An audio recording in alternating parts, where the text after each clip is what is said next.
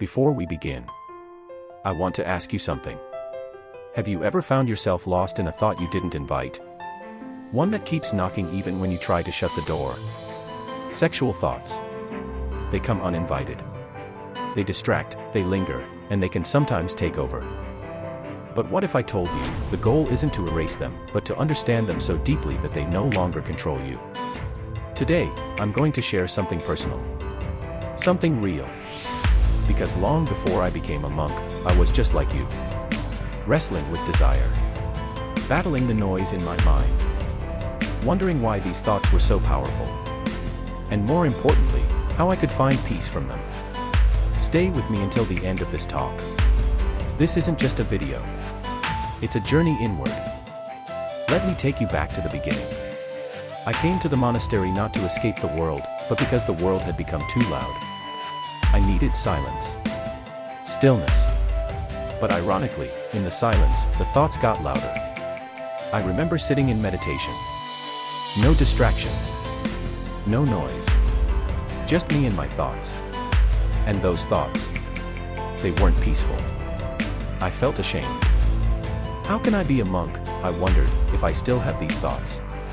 Until one day, my teacher, a wise, quiet man who rarely spoke, looked at me and said something that changed my life. The mind doesn't crave sex, he said. It craves escape. That moment broke something open in me. And that's where we begin. Chapter 1, What are you really craving? Behind every sexual thought is often a deeper emotion: loneliness, boredom, fear, the need to be seen or to feel alive. Sex is just the surface. So the first step is to ask, what am I really seeking right now? Not with judgment, but with curiosity. Because when you ask the right question, the mind begins to quiet. Chapter 2, Energy isn't the problem, it's the direction. Sexual energy is life force. It's not your enemy. Think of it like fire. It can burn, or it can create. Monks don't aim to kill this energy. We learn to move it. To turn the drive into devotion. That hunger into art. That craving into compassion. You don't have to be celibate to live with awareness. You just have to stop letting the craving drive the car. Chapter 3, Make the mind your friend. When a sexual thought comes up, most people either indulge it or shame it. Neither works. Instead, meet the thought like a visitor.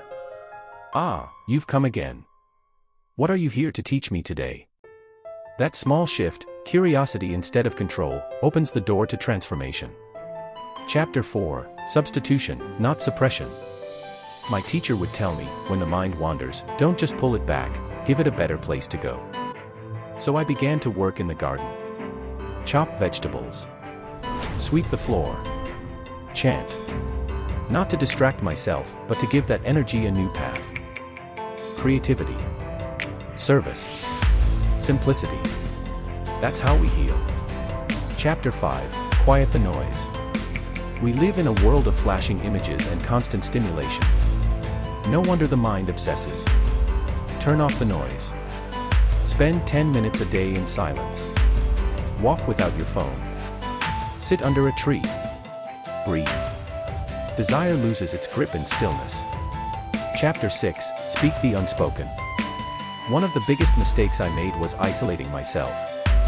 I thought, if I'm struggling, I must be weak. But true strength is honesty. Speak to someone you trust. Share what you're going through. Healing happens in the light, not in the dark. Chapter 7, The body is not forever. This one may feel uncomfortable, but hear me out. That body you're obsessed with. It will wrinkle, fade, change. All forms are temporary. But the soul, the peace you cultivate within, that lasts. So meditate not just on desire, but on impermanence. And you'll see things more clearly.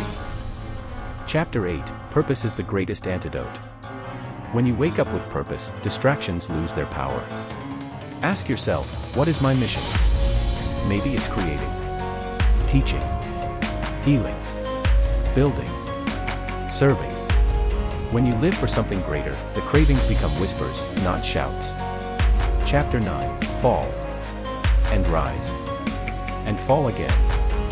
You will fall. You'll scroll when you said you wouldn't. Fantasize when you tried not to. It's okay. The practice isn't perfection. It's returning. Every time you return, the mind gets stronger. Chapter 10, Real Intimacy is Within. At the root of all desire is a longing for union. But the union you seek isn't out there. It's within you. Sit with yourself. Learn your breath, your patterns, your fears, your light. That's the deepest intimacy of all. Closing scene, the monk walks slowly along a monastery path. The sun begins to set. Soft smile. Calm music.